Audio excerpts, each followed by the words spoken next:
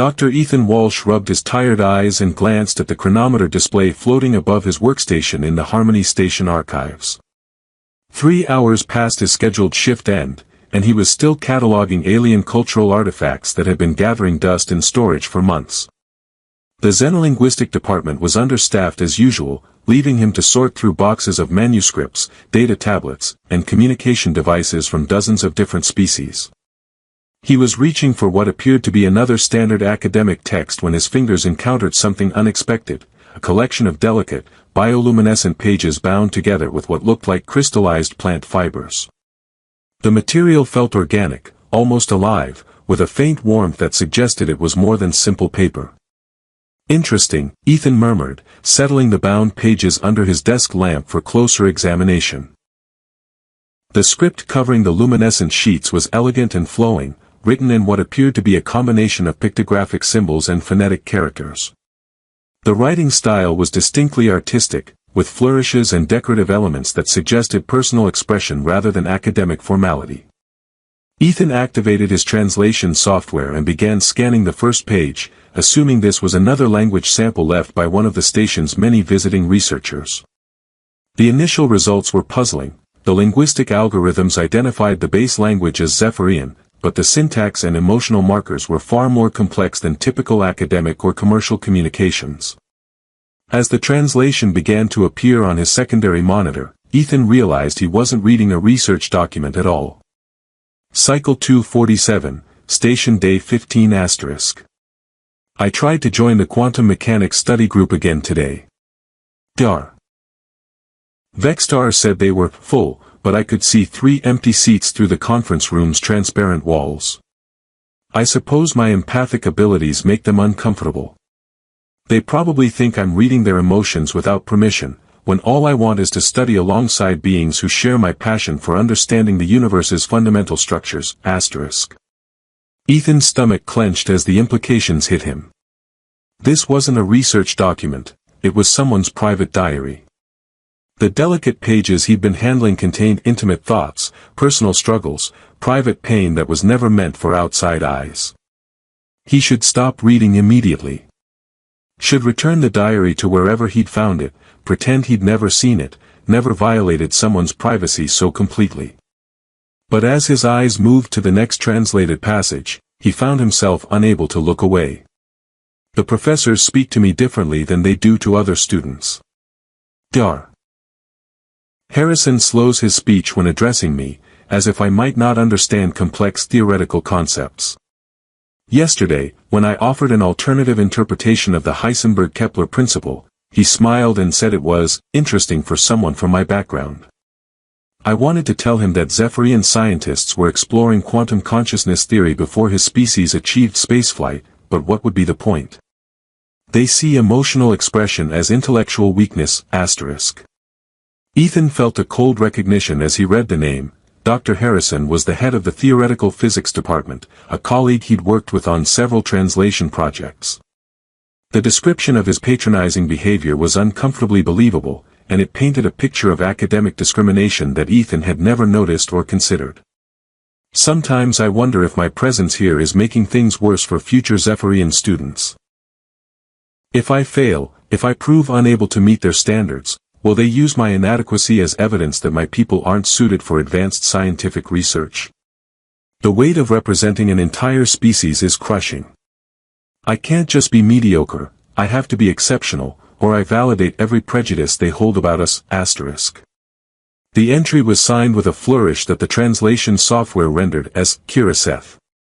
Ethan knew that name. She was the young Zephyrian exchange student who worked in the Advanced Communication Theory lab. He'd seen her around the station but had never paid much attention, beyond noting her species' distinctive pointed ears and the way her hair shifted through subtle color changes based on her emotional state.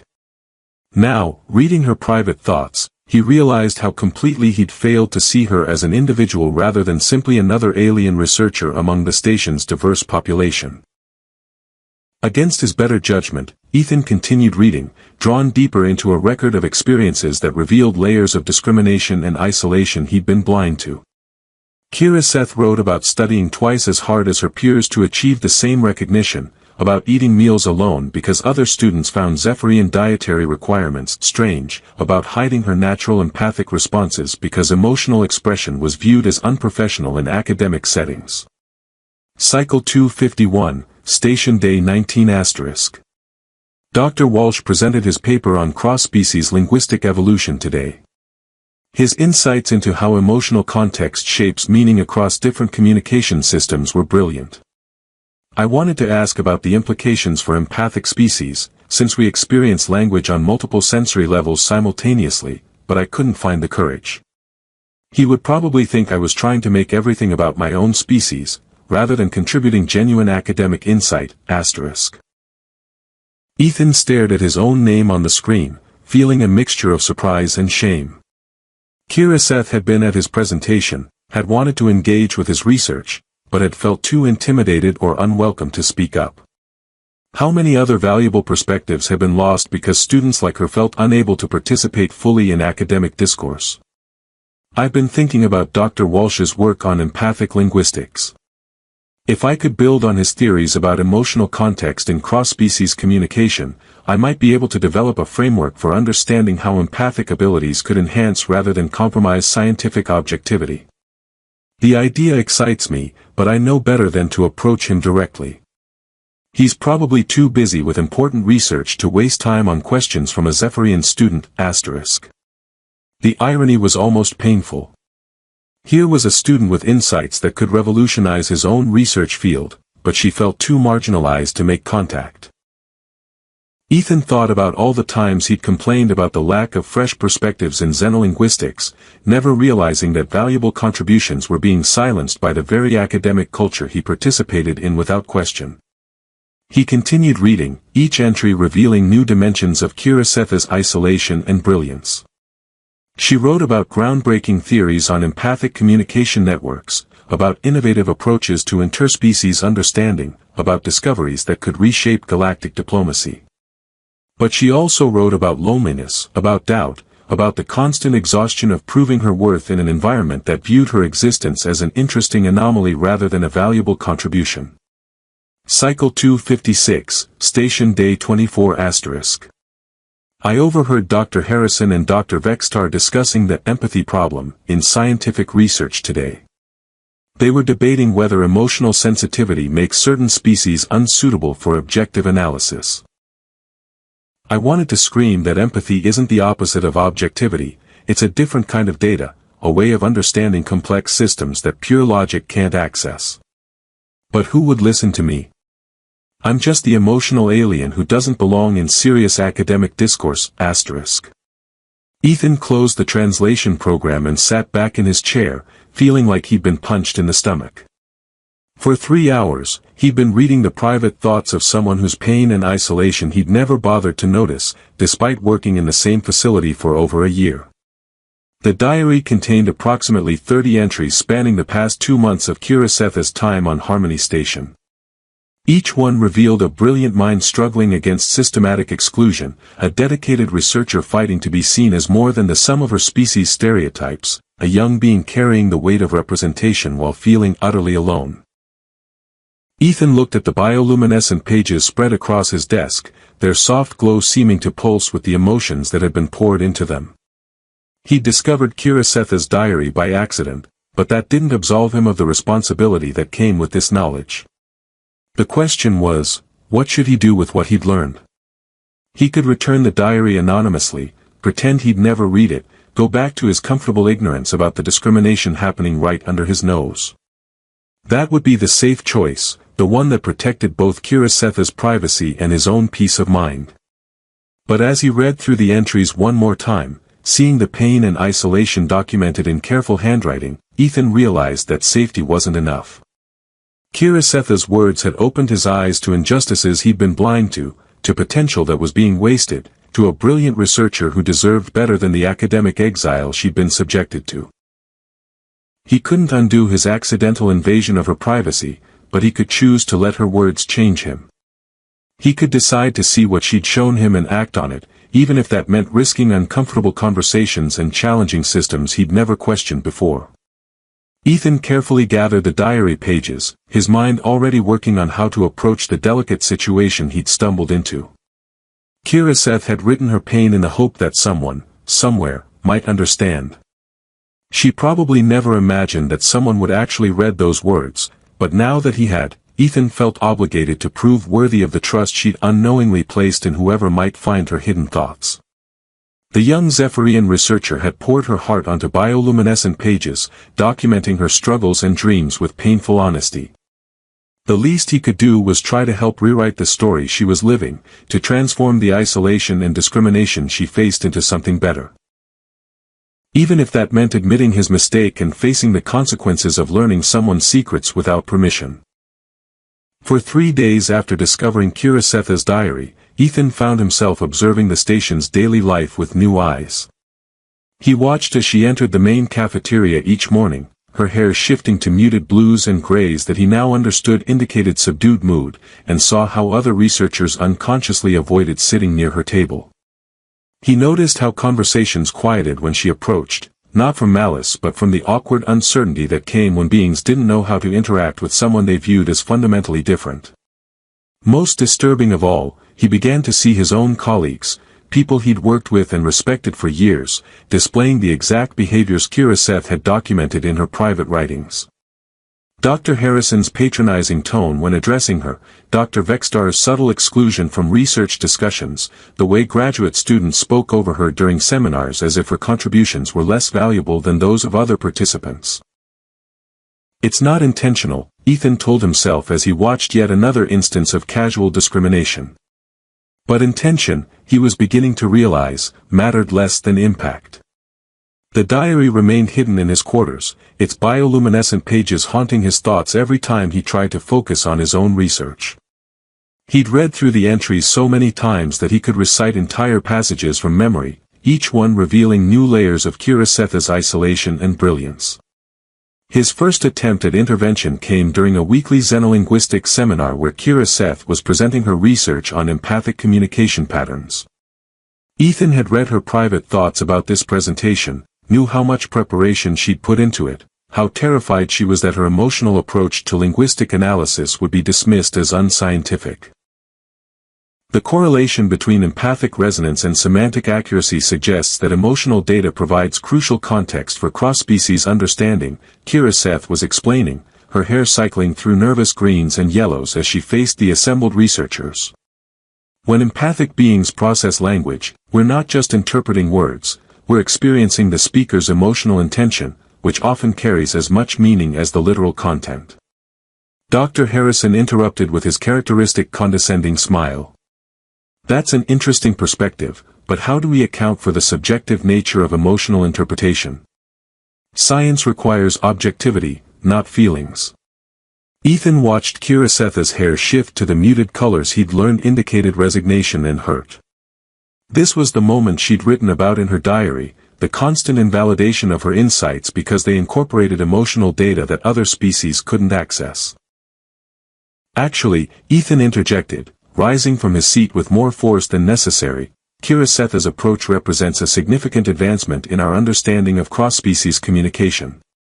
Emotional context isn't subjective data, it's measurable, quantifiable information that most of our linguistic models ignore completely. The seminar room fell silent, with all eyes turning between Ethan and the visibly uncomfortable Kira Seth. Her hair had shifted to confused oranges and reds, colors that suggested she was as surprised by his defense as everyone else. Dr. Walsh, Harrison replied carefully, while I appreciate your enthusiasm for innovative approaches, we must maintain scientific rigor in our analysis. And we must also avoid dismissing valuable research simply because it challenges our preconceptions, Ethan shot back, his voice carrying an edge that made several colleagues shift uncomfortably in their seats. The exchange ended awkwardly, with Kira Seth completing her presentation to polite but lukewarm responses. As the seminar dispersed, Ethan watched her gather her materials with shaking hands, her hair now cycling through dark purples that he suspected indicated emotional overwhelm. He approached her as she prepared to leave. Kira Seth, I wanted to tell you that your research on empathic linguistics is groundbreaking. The implications for interspecies diplomacy alone could revolutionize how we approach galactic communication. She looked up at him with wide violet eyes, her expression mixing gratitude with deep suspicion. Thank you, Dr. Walsh. Though I'm curious why you've suddenly taken such interest in my work. The question hit closer to home than she could possibly know. Sometimes it takes time to recognize the value of innovative approaches, he replied lamely, aware that his sudden advocacy must seem inexplicable to someone who'd never received such support before. Kira Seth studied his face for a moment, her hair shifting through analytical blues and greens. I see. Well, I appreciate your recognition. As she left the seminar room, Ethan realized that his clumsy attempt at support had only made the situation more awkward. Kira Seth seemed more confused than helped by his sudden attention, and he could see other researchers exchanging meaningful glances about the respected human linguist's inexplicable interest in the emotional alien. His second attempt came during a research collaboration meeting where department heads were discussing funding allocations for upcoming projects. Ethan knew from her diary that Kira Seth had submitted a proposal for studying empathic communication networks across multiple species, research that could reshape their understanding of galactic diplomacy but had been relegated to the interesting but impractical category.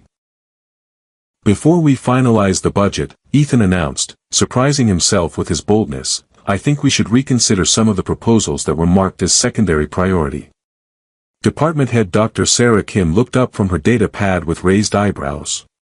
Do you have specific concerns about our evaluation process, Ethan? I think we're overlooking research with significant practical applications, he replied, pulling up Kira Seth's proposal on the main display. This study of empathic communication networks could revolutionize interspecies diplomacy. We're talking about potential breakthroughs in preventing interstellar conflicts through improved understanding. Dr. Harrison leaned back in his chair with visible skepticism. Walsh, you're talking about research based on subjective emotional interpretation. How do we measure success in such a study? How do we replicate results across different empathic species? The same way we measure success in any linguistic research, Ethan replied, his frustration building. Through careful methodology, control groups, and peer review. The fact that the data includes emotional components doesn't make it less scientific. The debate that followed was heated, with Ethan finding himself arguing passionately for research he'd only learned about by violating someone's privacy. He could see the confusion on his colleagues' faces, his sudden advocacy for Kira Seth's work was so out of character that they were beginning to question his motivations. Ethan, Dr. Kim said quietly after the meeting ended with no resolution, can I speak with you privately? In her office, Kim closed the door and settled behind her desk with the expression of someone preparing for an uncomfortable conversation. What's really going on here? Your sudden interest in the Zephyrian student's work is unusual. Ethan felt heat rise in his cheeks. I think her research has merit that we've been overlooking. Merit that you discovered how, exactly? 2 weeks ago, you couldn't have told me her name. Now you're advocating for her proposals with the passion of someone who's studied her work extensively. The accusation was uncomfortably close to the truth. Sometimes it takes time to recognize innovative approaches, he repeated, hating how hollow the word sounded. Kim studied him carefully. Ethan, I hope you understand that any personal interest in students must be handled through proper channels. The power dynamic between faculty and exchange researchers requires careful management.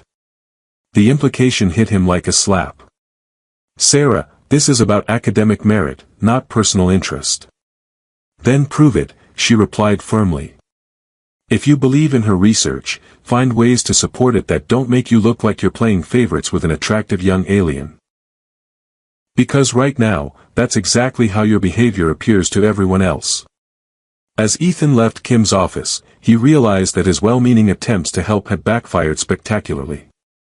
Instead of improving Kira Seth's situation, he'd made her the subject of gossip and speculation.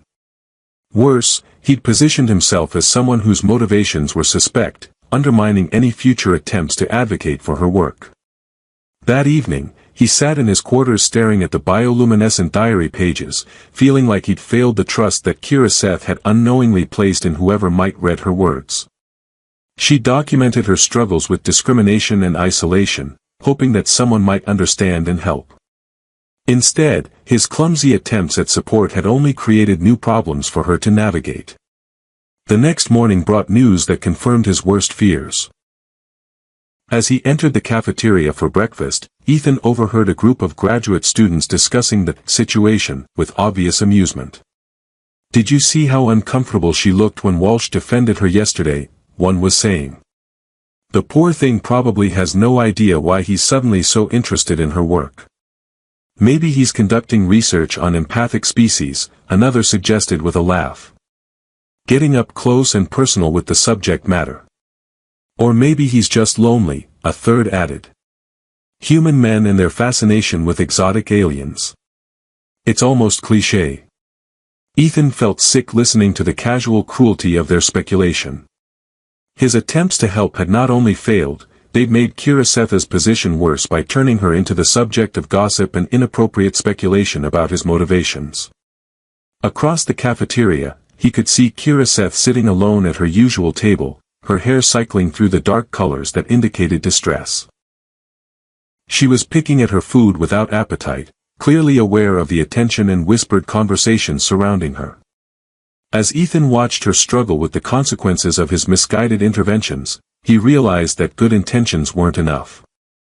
Reading her diary had given him knowledge of her pain, but knowledge without wisdom was useless, or worse, actively harmful. If he truly wanted to help rewrite Kira Seth's story, he would need to find more sophisticated approaches than clumsy advocacy and obvious favoritism. He would need to understand not just what she was facing, but how to address those challenges in ways that empowered rather than diminished her. The question was whether he could figure out how to help without making things worse, and whether he deserved the chance to try after the damage his good intentions had already caused. Ethan spent the weekend after his disastrous interventions rereading Kira Seth's diary with a different focus.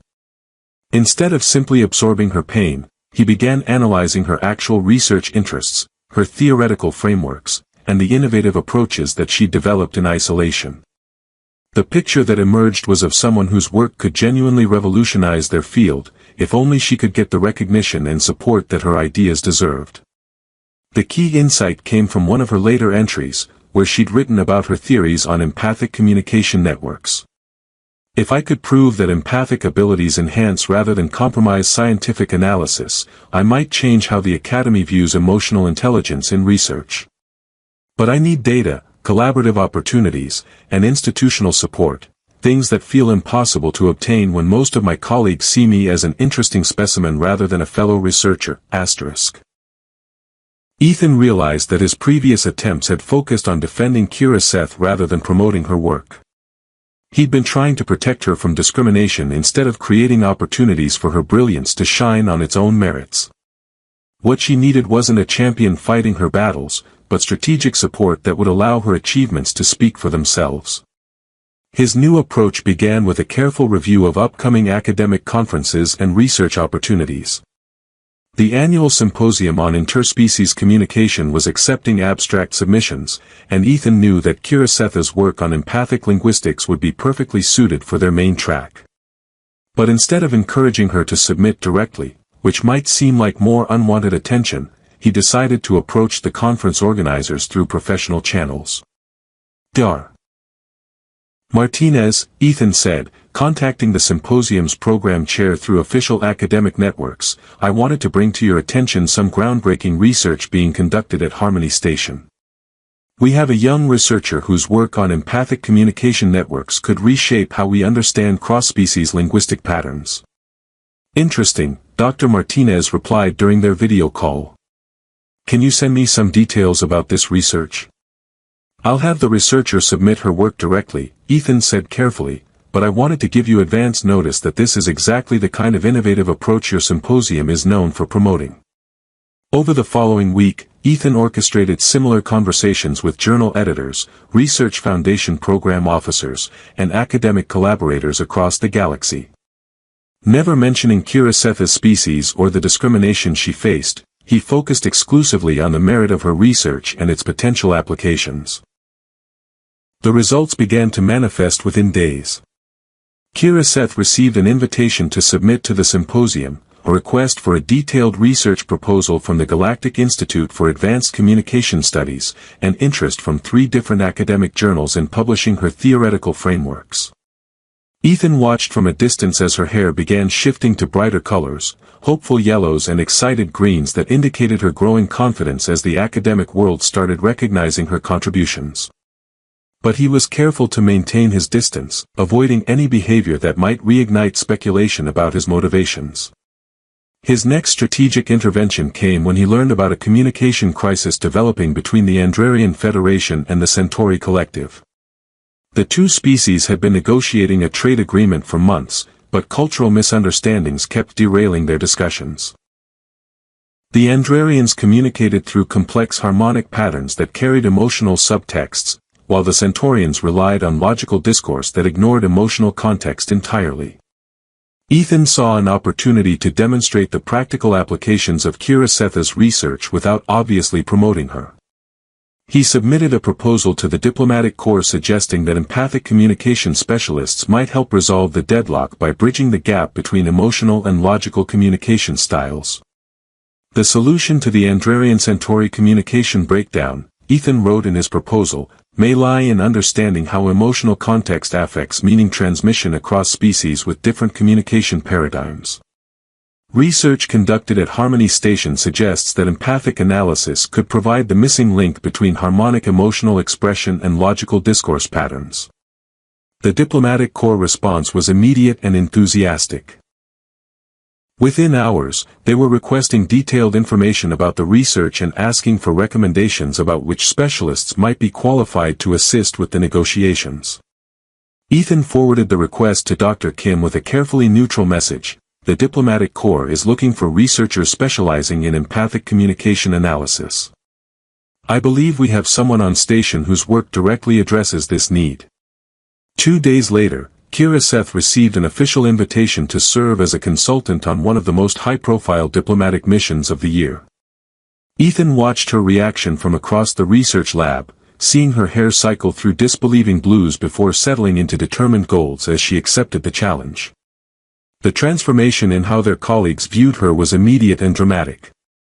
Suddenly, the emotional alien was the expert whose insights were crucial to preventing an interstellar trade war. Researchers who had previously dismissed her work were asking detailed questions about empathic communication theory, and Dr. Harrison was publicly praising her innovative approaches to linguistic analysis. It's remarkable how quickly perception can change, Dr. Kim observed during a department meeting where they discussed Kira Seth's upcoming diplomatic assignment. One day she's an interesting oddity, the next she's an essential specialist. Ethan nodded, careful to keep his expression neutral despite his inner satisfaction. Sometimes it just takes the right opportunity to demonstrate practical applications. But his sense of triumph was tempered by growing guilt about the deception underlying his support.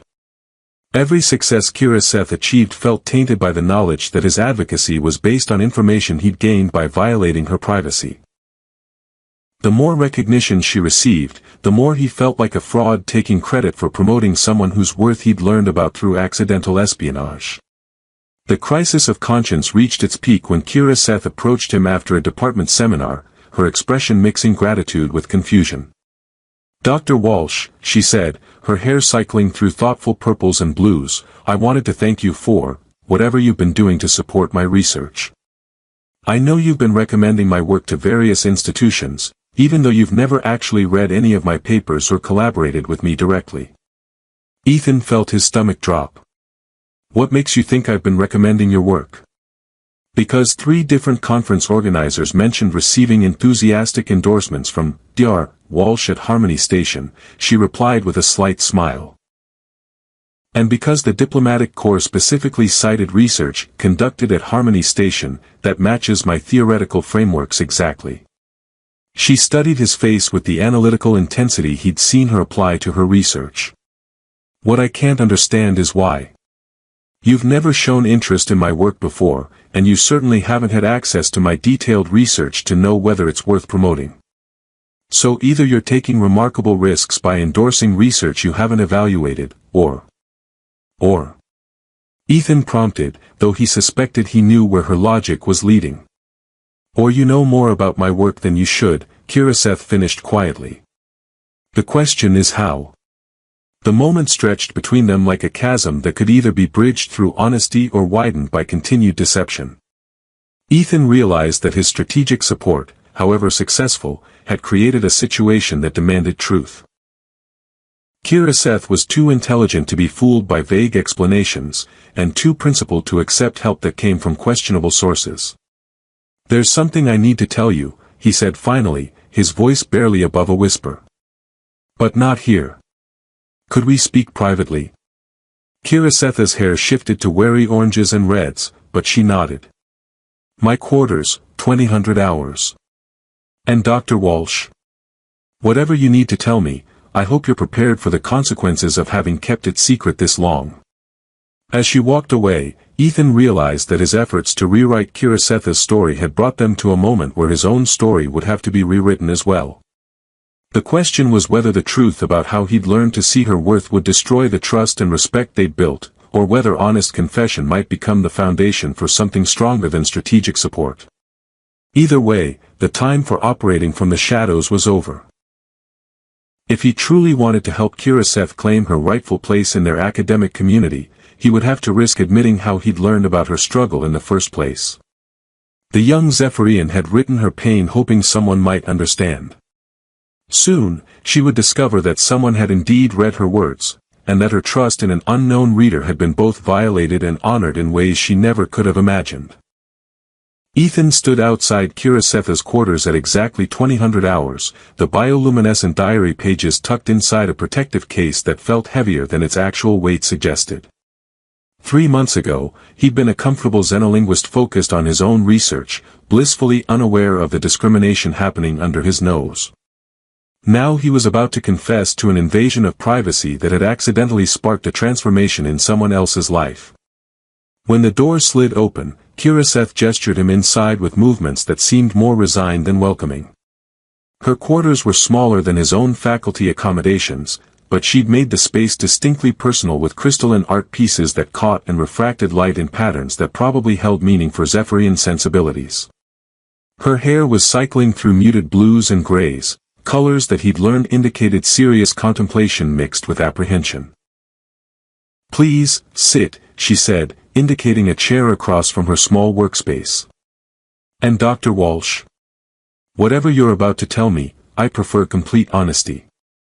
I've been analyzing your behavior for weeks, and the pattern suggests something significant that you've been trying to hide." Ethan settled into the chair, the protective case resting on his lap like evidence at a trial. "Before I explain, I need you to understand that what happened was completely accidental. I never intended to violate your privacy, and once I realized what I'd done, I should have stopped immediately." Kiraseth's hair shifted to alert yellows and oranges. "Go on." 3 months ago, I was working late in the archives, cataloging cultural artifacts, Ethan began, his voice steady despite the churning in his stomach. "I found what I thought was a language sample, bioluminescent pages covered in Zephyrian script. I assumed it was an academic document left by one of our visiting researchers." He opened the protective case and carefully withdrew the diary, its pages still glowing softly in the chamber's dim lighting. Kiraseth's reaction was immediate, her hair flashed through shocked reds and whites before settling into the deep purples that indicated profound emotional distress. "My diary," she whispered, reaching for the pages with trembling hands. "I thought I'd lost it weeks ago. I searched everywhere. I translated it," Ethan continued, forcing himself to meet her eyes. "Not just the first page, but all of it. Every entry about your struggles, your isolation, your brilliant research ideas that no one was paying attention to. I read your private thoughts, your pain, your hopes, everything you never intended to share with another being." The silence that followed was deafening. Kiraseth held her diary against her chest, her hair cycling rapidly through colors that Ethan couldn't interpret but which clearly indicated emotional turmoil beyond anything he'd witnessed before. "You read all of it," she said finally, her voice barely above a whisper. My entries about feeling like a failure, about the discrimination, about...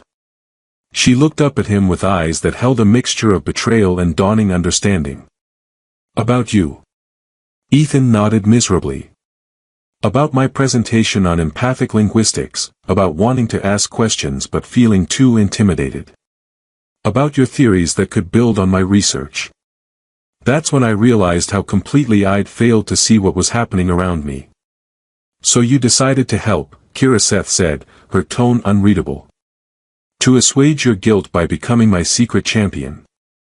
At first, yes, Ethan admitted. I felt terrible about invading your privacy, and I wanted to do something to address the discrimination you were facing. But my early attempts were clumsy and obvious, and they only made things worse for you. Kira Seth's laugh was bitter, her hair flashing angry reds. The sudden advocacy that made everyone think you had personal motivations. The defense of my work that turned me into gossip material. I wondered why it felt so performative, so disconnected from any actual understanding of my research. I was trying to help without admitting what I'd done, Ethan said. I knew your work was brilliant because I'd read your private thoughts about it, but I couldn't reference that knowledge without revealing how I'd obtained it. So you developed a more sophisticated approach, she continued, her analytical mind clearly working through the implications. Strategic support that promoted my work without obvious advocacy. The conference recommendations, the diplomatic opportunity. All based on research you'd learned about by violating my privacy. Ethan felt like he was drowning in the weight of his deception. Everything I did was motivated by knowledge I had no right to possess. Your success, your recognition, the respect you're finally receiving, it's all tainted by my invasion of your private thoughts. Kira Seth was quiet for a long moment, her hair settling into contemplative blues and greens as she processed his confession. When she finally spoke, her voice carried a complexity of emotion that surprised him. Dr. Walsh, Ethan, she said, using his first name for the first time, do you know what the most painful part of being dismissed and ignored is? I know. It's the certainty that no one sees you clearly enough to understand what you're capable of. That your worth is invisible to everyone around you, not because you lack value, but because they lack the insight or interest to recognize it. She stood and moved to her window, looking out at the station's bustling corridors where beings of dozens of species went about their daily routines. When I wrote those diary entries, I was pouring my heart onto bioluminescent pages because I had nowhere else to put all that pain and frustration. Part of me hoped, foolishly, I thought, that someone might find those words and understand. Ethan felt confused by the direction of her response. But I violated your privacy. I read your most personal thoughts without permission. Yes, Kira Seth agreed, turning back to face him. You did something you shouldn't have done. But you also did something that no one else had bothered to do, you saw me clearly enough to recognize my worth. Her hair was cycling through thoughtful purples and golds. The discrimination I faced, the isolation, the academic dismissal, those were real regardless of how you learned about them. My research was genuinely valuable whether or not you'd read my private thoughts about it. The opportunities you created for me succeeded because they were based on actual merit, not just your guilty conscience. But the foundation was still my invasion of your privacy, Ethan protested. The foundation was my own documented experience and innovative research, Kira Seth corrected firmly. You may have learned about them through inappropriate means, but that doesn't invalidate their existence or their value. She moved closer, her expression serious but no longer hostile. What you did wrong was reading my diary without permission. What you did right was choosing to act on what you learned, even when it would have been easier to pretend you'd never seen it. Ethan stared at her, struggling to process her response. You're not angry. I'm furious, she said simply, though her hair was now showing warm golds mixed with the purples. But I'm also grateful. And I'm curious about something. What? You said you should have stopped reading immediately when you realized what the diary was. But you didn't. Why? Ethan thought about that first entry, about the pain and intelligence that had been so clearly evident in her words. Because once I started reading about your experiences, I couldn't ignore them. Your writing was too honest, too insightful, too important to dismiss. Even though reading it was wrong. Especially because reading it was wrong, he admitted. If I was going to violate your privacy, then I owed it to you to actually understand what I was learning, to let it change how I saw the world around me. Kira Seth smiled for the first time since he'd arrived, her hair brightening to clear yellows and whites. That's the most honest thing you've said tonight. Over the following hour, they talked about everything. Her research, his work, the discrimination she'd faced, and the changes that had resulted from his strategic support. Gradually, the conversation evolved from confession and absolution into something approaching genuine collaboration. Your theories about empathic communication networks, Ethan said as they reviewed her research materials, they could revolutionize not just linguistics but interspecies diplomacy. The Andrarian Centauri crisis was just the beginning. I've been developing applications for conflict resolution, trade negotiations, even cultural exchange programs, Kira Seth replied, her enthusiasm evident in both her voice and her brightening hair. But I've been working in isolation, without the kind of institutional support that could turn theoretical frameworks into practical applications. What if that changed? Ethan asked. The Galactic Institute has expressed serious interest in your work. With proper backing, you could establish an entire research program dedicated to empathic communication studies. Kira Seth's eyes lit up with possibility. A program that could train other empathic species in scientific applications of their abilities, that could challenge the assumption that emotional intelligence compromises academic rigor. Exactly. And it could create opportunities for marginalized researchers who've been excluded from traditional academic structures. As they worked through the implications, Ethan realized that his confession had opened the door to something far more valuable than strategic support or guilty assistance. They were becoming genuine collaborators, with Kira Seth's innovative insights complemented by his institutional knowledge and established reputation. There's something else I need to tell you, Kira Seth said as their conversation wound down. I suspected someone was reading my diary. Ethan felt his stomach drop. What? Not at first, she clarified, her hair cycling through amused greens and golds. But after a few weeks, I began writing some entries specifically hoping they would be found by whoever had taken an interest in my private thoughts. You mean? The detailed descriptions of my research theories, the specific applications I was developing, the clear documentation of discrimination I was facing, some of that was written for an audience of one unknown reader who I hoped might be moved to help rather than exploit what they learned. Ethan stared at her in amazement. You were trying to communicate with me through your diary. I was trying to communicate with whoever was reading it, she corrected. I hoped that if someone cared enough to read my private thoughts, they might also care enough to act on what they learned. And you weren't angry about the invasion of privacy? Kira Seth's expression grew thoughtful. I was frustrated by the mystery, and concerned about my security. But angry? No. Someone was finally paying attention to my thoughts and experiences, even if it was through inappropriate means. After months of being ignored and dismissed, having an unknown reader felt less like violation and more like hope. 6 months later, Ethan stood in the lecture hall of the Galactic Institute for Advanced Communication Studies, watching Kira Seth deliver the keynote address at the inaugural Empathic Communication Symposium.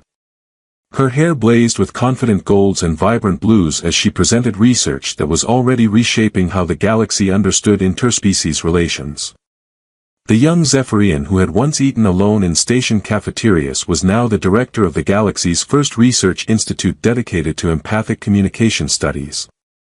Her theoretical frameworks had prevented 3 interstellar conflicts, revolutionized diplomatic training programs, and created academic opportunities for empathic species throughout known space. The future of interspecies understanding, she was saying to an audience of researchers, diplomats, and policymakers from dozens of worlds, lies not in suppressing emotional intelligence but in recognizing it as a crucial component of effective communication. When we integrate empathic analysis with traditional linguistic approaches, we create opportunities for connection that transcend the barriers between species. In the audience, Ethan felt a complex mixture of pride, satisfaction, and lingering amazement at how dramatically their lives had changed since that evening in the archives. His accidental discovery of her diary had led to strategic support, honest confession, genuine collaboration, and ultimately a partnership that had transformed both their careers. But more importantly, it had led to the kind of connection that transcended professional boundaries. Two beings who had learned to see each other clearly, to value each other's insights, and to build something together that neither could have created alone. After the presentation, as they walked through the Institute's gardens where students from empathic species studied alongside traditional researchers, Kira Seth turned to him with a smile that needed no translation. "Thank you," she said simply, "for reading my diary. For violating my privacy, feeling guilty about it, and then choosing to do something meaningful with what you learned."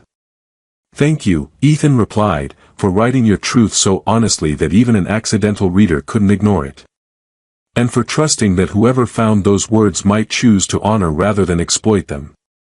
Kira Setha's hair cycled through the warm golds and clear whites that he now knew indicated deep contentment and genuine happiness.